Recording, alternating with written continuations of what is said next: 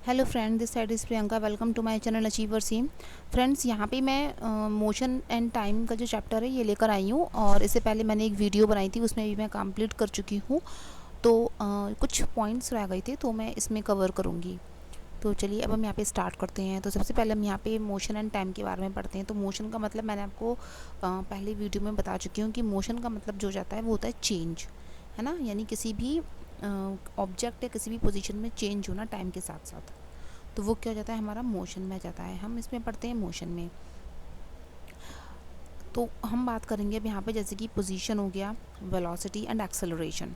ठीक है फ्रेंड्स, तो तीनों चीज़ें हैं, ये हमारा किस में है, मोशन में ही हम पढ़ रहे हैं यहाँ पे।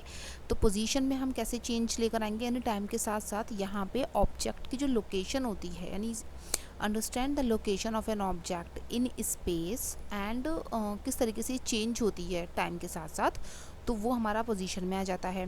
वेलोसिटी में हम क्या करते हैं कि उसकी रेट ऑफ चेंज, यानी उस ऑब्जेक्ट की पोजीशन, एक दूसरे से कनेक्ट हैं दोनों चीज़ें, पोजीशन, वेलोसिटी एंड एक्सेलरेशन।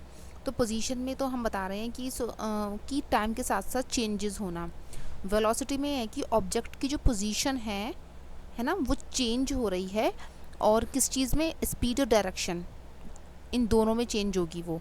ठीक है, ऑब्जेक्ट की जो पोजीशन है तो वो इन दोनों में से रिलेट करेगी, speed and direction. Acceleration object की वेलोसिटी में चेंज होता है।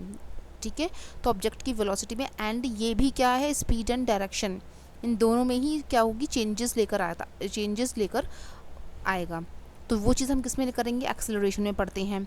वेलोसिटी में ऑब्जेक्ट की position and speed and direction में चेंजेस देखने को मिलेंगे, और पोजीशन हमारा टाइम के साथ साथ चीज़ें जो हैं वो चेंज होती नज़र आएंगी।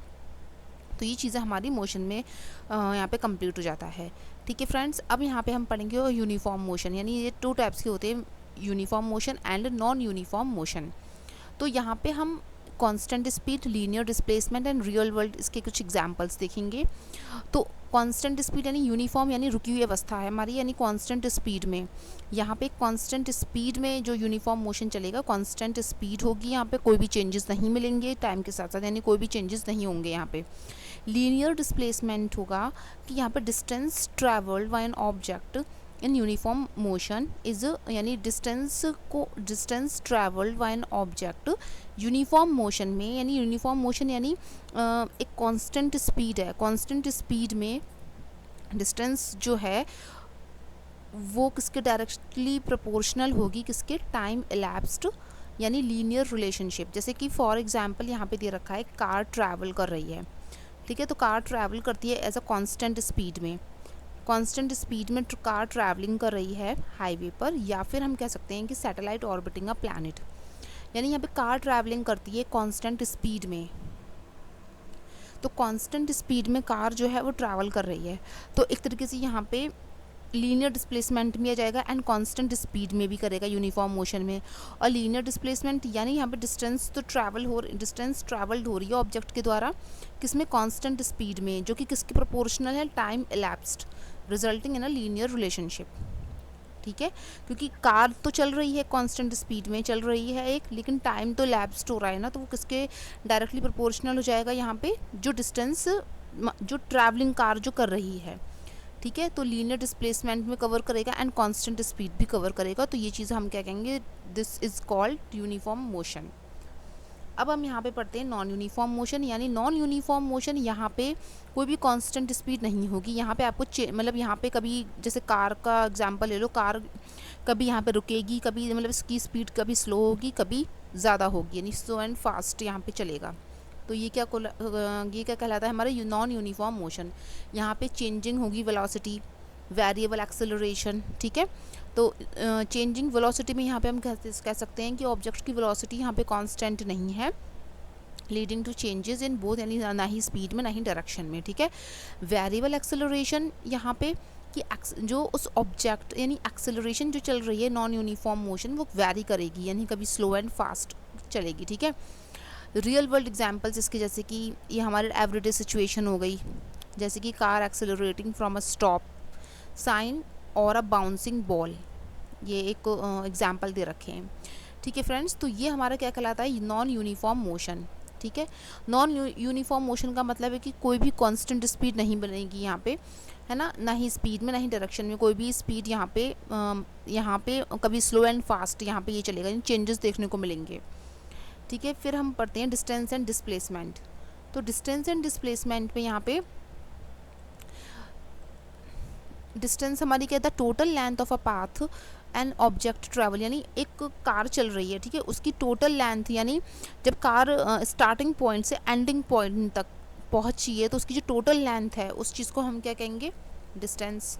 डिस्प्लेसमेंट एक स्ट्रेट लाइन डिस्टेंस है, यानी कि स्ट्रेट लाइन में चल रही है, बट क्या है उसमें between the starting and ending point, यानी जहाँ से शुरू हुआ है और जहाँ पे उसका एंडिंग पॉइंट है उसके बीच में जो स्ट्रेट लाइन डिस्टेंस है, ठीक है, तो उस ऑब्जेक्ट के मोशन का जो पॉइंट कहलाएगा वो हमारा डिस्प्लेसमेंट कहलाता है। ठीक है। जैसे कि आप मान लिए अपने घर से स्कूल तक जाते हैं, तो आपने घर से स्कूल के बीच का जो पॉइंट होगा, है ना, बीच का जो पॉइंट है वो हमारा क्या कहलाता है, इस डिस्प्लेसमेंट में आएगा वो। अब आता है सिग्निफिकेंस। तो सिग्निफिकेंस में अंडरस्टैंडिंग द डिस्टिंक्शन बिटवीन, यानी डिस्टेंस और डिस्प्लेसमेंट। डिस्टेंस और डिस्प्लेसमेंट, यानी डिस्टेंस हो गई आपकी टोटल लेंथ, यानी आपके घर से स्कूल तक की जो डिस्टेंस हो गई, और आपके घर से स्कूल तक की जो डिस्टेंस के बीच का जो पॉइंट होगा वो हमारा डिस्प्लेसमेंट होगा। तो डिस्टेंस और डिस्प्लेसमेंट के बीच ये दोनों चीज़ें क्या है, इस क्रूशियल एनालाइज करती हैं, और ये किस चीज़ को डिस्क्राइब करती हैं, मोशन ऑफ ऑब्जेक्ट को। तो ये इसकी इंपॉर्टेंस हो जाती है। ठीक है फ्रेंड्स, जैसे कि यहाँ पे चल रहा है, यहाँ इसका स्टार्टिंग पॉइंट से लेकर यहाँ एंडिंग पॉइंट, इस तरीके से मतलब एग्जाम्पल दे रखा है यहाँ पे।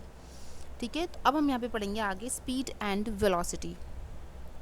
तो स्पीड एंड वेलोसिटी, तो इसमें क्या पढ़ते हैं, स्पीड हमारी क्या हो, स्पीड को हमेशा हम किस में नापते हैं, पर यूनिट ऑफ टाइम में स्पीड को हम मेजरमेंट करते हैं। ठीक है। तो यहाँ पे बस वही दे रखा है कि the rate at which an object cover करेगा डिस्टेंस, बट वो डिस्टेंस जो कवर होगी वो किस में मेजर होगी, unit of distance per unit of time में स्पीड को। ठीक है। वेलोसिटी, वेलोसिटी होती है कि उस the rate of change object की पोजीशन, यानी वेलोसिटी को जब हम देखेंगे तो वो स्पीड और डायरेक्शन इन दोनों चीज़ों में उसको लेकर चलेंगे वेलोसिटी में। ठीक है। कंपैरिजन अगर हम करें कि स्पीड क्या होती है, एक स्केलर क्वांटिटी होती है, यानी यहाँ पे कोई भी आपको चेंजेस नहीं मिलेंगे, कोई भी डायरेक्शन नहीं होती है। वेलोसिटी एक वेक्टर क्वांटिटी है, यहाँ पे आपको चेंजेस भी मिलते हैं एंड डायरेक्शन भी होती है, और साथ ही साथ मैग्नीट्यूड एंड डायरेक्शन दोनों चीज़ें देखने को मिलती हैं आपको। ठीक है। ये मैंने पिछले टॉपिक में करा दिया है। इसकी इम्पोर्टेंस ये है कि speed and velocities crucial important होते हैं दोनों चीज़ें, किसमें, from transportation to sports and beyond, मतलब स्पोर्ट्स वगैरह में, ट्रांसपोर्टेशन में, इन सब चीज़ों में जो है स्पीड एंड वेलोसिटी की इंपॉर्टेंस को दिखाया गया है यहाँ पे। ठीक है फ्रेंड्स। अब हम इसके आगे बढ़ेंगे।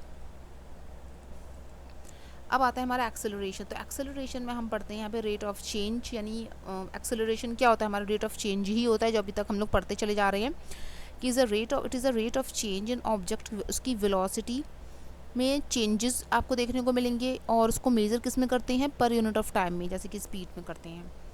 ग्राफिकल रिप्रेजेंटेशन, ग्राफिकली मतलब वेलोसिटी टाइम ग्राफ, इसका एक इसको हम रिप्रेजेंट करते हैं ग्राफिकली, मतलब ग्राफ के द्वारा रिप्रेजेंट करेंगे। ठीक है। As the slope of the velocity और टाइम, ग्राफ जब हम बनाते हैं इस तरीके से, तो इस तरीके से हम लोग उसको ग्राफिकली रिप्रेजेंटेशन करते हैं। रियल वर्ल्ड एग्जाम्पल इसमें आ जाता है कॉन्सेप्ट, वेरियस फील्ड्स में है, transportation to sports and engineering, इसमें आपको देखने को मिलते हैं। ठीक है। अब यहाँ पे हमारा ये मोशन का कुछ पॉइंट्स थे जो भी हम लोग पढ़ चुके हैं। इसमें जो रह गया था वो जैसे कि टाइप्स ऑफ मोशन है, जिसमें linear, reciprocating, rotary, oscillating, intermittent, irregular और पीरियोडिक मोशन होता है। ठीक है। तो ये सारी चीज़ें इसके टाइप्स ऑफ मोशन में आ जाएंगी। ऑसिलेटरी मोशन होता है हमारा, ऑसिलेटरी मोशन जैसे कि फॉर एग्जांपल हमारा पेंडुलम में, जैसे कि एक यहाँ पे ऑसिलेटरी मोशन का एग्जांपल दे रखा है कि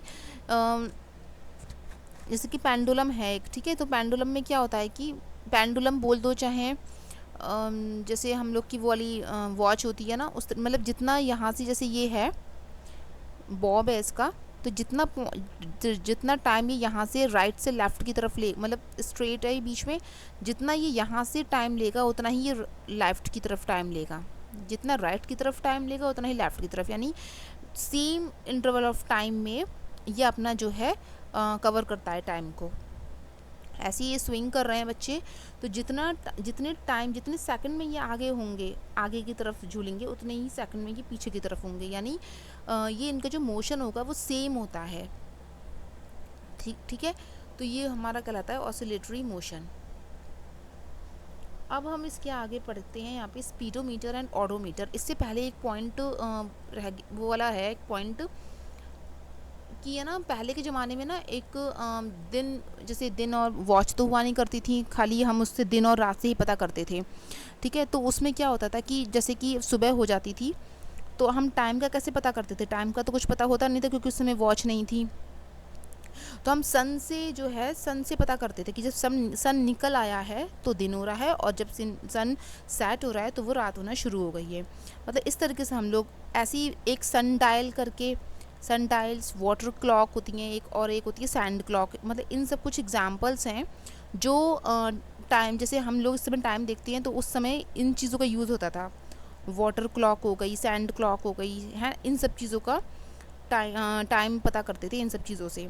ठीक है, और क्या बोलते हैं, एक सैंड क्लॉक होता है, तो सैंड क्लॉक में आपने, अब वो तो अभी भी देखने को मिलती है कि एक उसमें रेत भरी हुई होती है, फिर उसको उल्टा कर देते हैं, और जितने टाइम में वो कंप्लीट होती चली जाती है उतने उतने पता चल जाता है कि हाँ इसमें इतना टाइम हो रहा है, अब इतना टाइम हो रहा है। ठीक है फ्रेंड्स, तो उससे अंदाज़ा लगाते थे। बट क्या होता है, अब तो क्वार्ट्ज क्लॉक जो सबसे ज़्यादा फेमस है, हम लोग जो वॉल क्लॉक वगैरह लगाते हैं। ठीक है, तो अब जो है, अब पहले के ज़माने से अब के ज़माने में बहुत ज़्यादा अंतर हो गया है। तो अब तो हम लोगों की क्या हो जाती है कि जो इस समय जो यूज़ हो रहे हैं वो हमारे क्वार्ट्ज क्लॉक हो रहे हैं। ठीक है, और जो मैंने वाटर क्लॉक हो गई, वाटर क्लॉक तो देखने को नहीं मिलेंगी, वो बहुत पहले यूज़ हुआ करती थी। ठीक है, ऐसी सन डायल भी इसी तरीके से मेज़रमेंट करते थे टाइम का। तो अब जो यूज़ हो रही हैं वो हो रही है हमारी क्वार्ट्ज क्लॉक।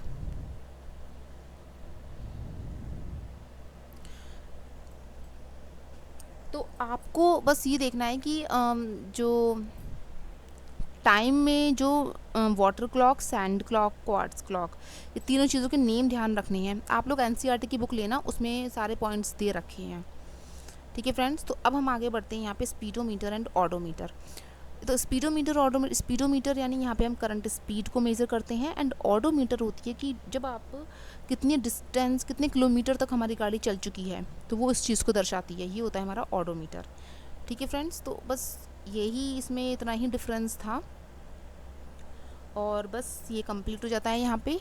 तो फ्रेंड्स, अब मैं जो स्टार्ट करूँगी वो नेक्स्ट चैप्टर स्टार्ट करूँगी, तो आई होप ये वीडियो आपको समझ में आई होगी। तो प्लीज़ आप लोग उसको पढ़ना। फ्रेंड्स, आप लोग प्लीज़ कमेंट कर दिया करिए, जिससे कि मुझे भी पता चलता रहेगा कि है ना इसमें मुझे क्या कमी है क्या नहीं है, तो मैं थोड़ा सा इम्प्रूव करने की कोशिश करूँगी। तो फ्रेंड्स चलिए, अब हम मिलते हैं नेक्स्ट वीडियो में, तब तक के लिए थैंक यू।